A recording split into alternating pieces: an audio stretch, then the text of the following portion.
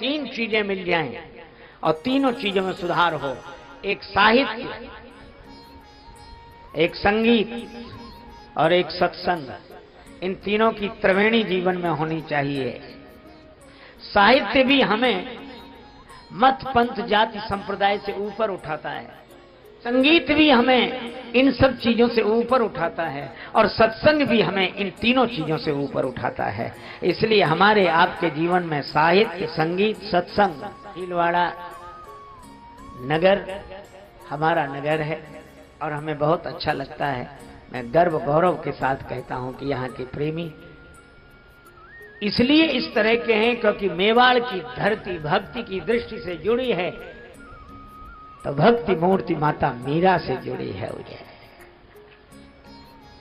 और शौर्य की दृष्टि से राणा प्रताप से जुड़ी हुई है, तो भक्ति शक्ति की, जिसको गाकर के कवियों की हुई विमल बरवानी थी, जिसको गाकर के कवियों की हुई विमल बरवानी थी। यह भारत के स्वाभिमान की पौरुष भरी कहानी थी। मेवाड़ वंश के बलिदानी वीरों की सुनकर यश गाथा, मेवाड़ वंश के बलिदानी वीरों की सुनकर यश गाथा, नए नेह जल से भर जाते श्रद्धा से झुकता माथा। और जिसे वीर पुरुषों की पावन परंपरा ने पाला था, जिसे वीर पुरुषों की पावन परंपरा ने पाला था, आग भरी थी जिसके उर में और हाथ में भाला था, जिसके आगे शहंशाह की चली नहीं मनमानी थी। यह भारत के स्वाभिमान की पौरुष भरी कहानी थी। निश्चित रूप से क्या इस धरती का गौरव गान करें। चेतक जैसा स्वामी भक्त बरबाज को जिसने पाया था, जिसने दौड़ के 3 पगों से वीर प्रताप जगाया था, छोटी कर दी चौड़ी खाई वह उत्साह दिखाया था, अपनी छलांग से स्वामी भक्त का अनुपम पाठ पढ़ाया था। हल्दी घाटी में चेतक की ऐसी हुई वाणी थी।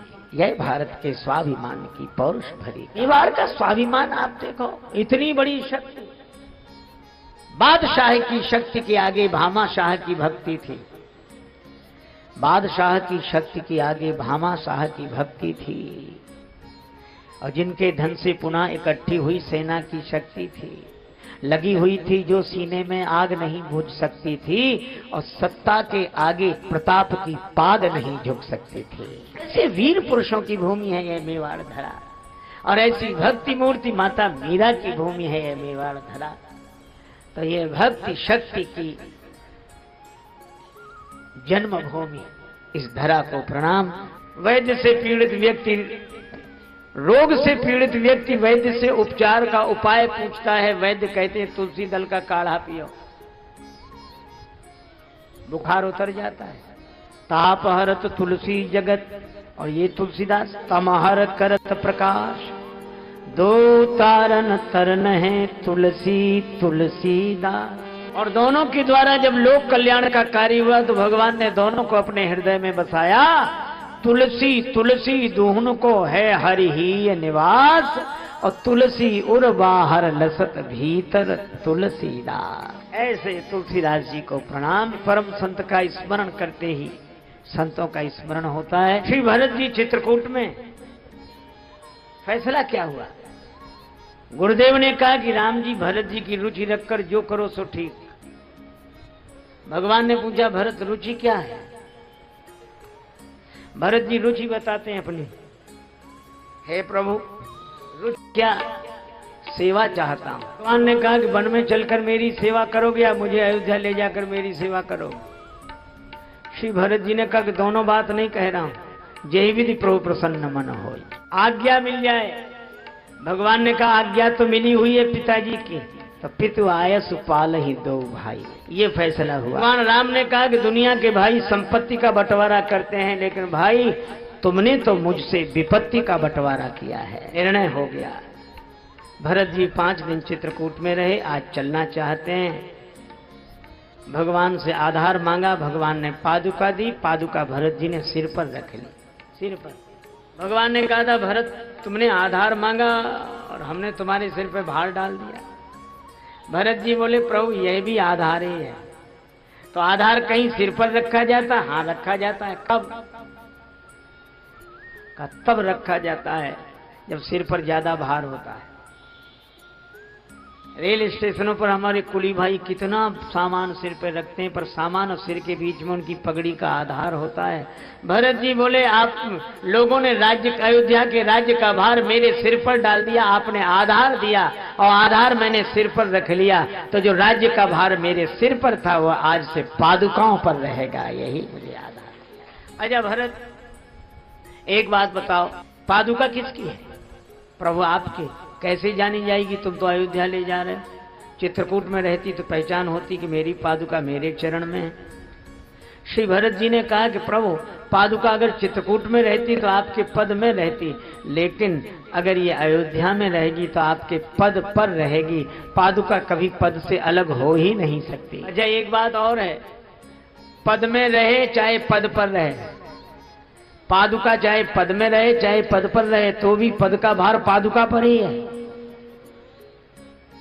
पर भरत, तुमने तो पनही मांगी थी, तुमने तो पनही मांगी थी, पादुका मिल गई। पनही जूते को कहते हैं, जूता भी पांव में रहता है, पादुका भी पांव में रहती है, लेकिन एक अंतर है। क्या अंतर? यह है कि जूता पांव को संभालता है, पादुका को पांव संभालता है। इसलिए जो खड़ाऊ पहने हो तो लोग कहते हैं सावधानी से चलना, खड़ाऊ पहने हो। खड़ाऊ पांव को नहीं संभालती है, पांव खड़ाऊ को संभालता है। श्री भरत जी ने कहा कि प्रभु, अगर पनही मिली होती तो आपके चरणों को मुझे संभालना पड़ता है, पर पादुका मिली है तब आपके चरण ही मुझे संभालेंगे। खड़ाऊ में एक खूंटी, खूंटी को दो पकड़ते हैं, एक ओर से अंगुष्ठ दूसरी ओर से उंगली, दोनों मिलकर पकड़ते हैं। मैं लकड़ी की तरह आपके चरणों में पड़ा रहूं, मेरे विश्वास की खूंटी को एक ओर से अंगुष्ठ की तरह से प्रभु, आप अंगुली की तरह से जानकी माता, दोनों मिलकर संभाले रहें, यही मैं चाहता हूं। और प्रभु, मुझे भी आधार मिल गया। कैसे? पादुका में ले जा रहा हूं और प्रभु, पादुका चरणों के पास चलकर नहीं आती, चरण ही वहां चलकर आते हैं जहां पादुका होती है। अब मुझे आपको खोजने नहीं आना पड़ेगा, अब आपको ही वहां आना पड़ेगा जहां पादुका होगी। और बात कितनी सही, हम लोग कथा में बैठे, अपने अपने पादत्राण उतार दिए, जूते उतार दिए। अच्छा, कथा के बाद वहीं तो जाएंगे जहां जूते उतरे। जूते तो चलकर आएंगे नहीं, आएंगे भी नहीं और चलकर जाएंगे भी नहीं, जाते भी नहीं। जहां छोड़ दो वहीं पड़े रहते। काम तो तुम्हारे हैं, चरणों से कहते तुम्हारे, चाहे छोड़ो चाहे पहनो। वो चलकर नहीं जाते, अगर वो भी चलकर जाने लगे तो कई लोग परेशान हो जाएंगे नहीं? कई लोग परेशान हो जाएं। क्यों खड़े हो? बोले हमारे कहीं घूमने गए, आ जाएं तब। तो वो चलकर नहीं जाते। ये बात अलग है कि कोई चलाने वाला मिल जाए तो चल भी जाते हैं।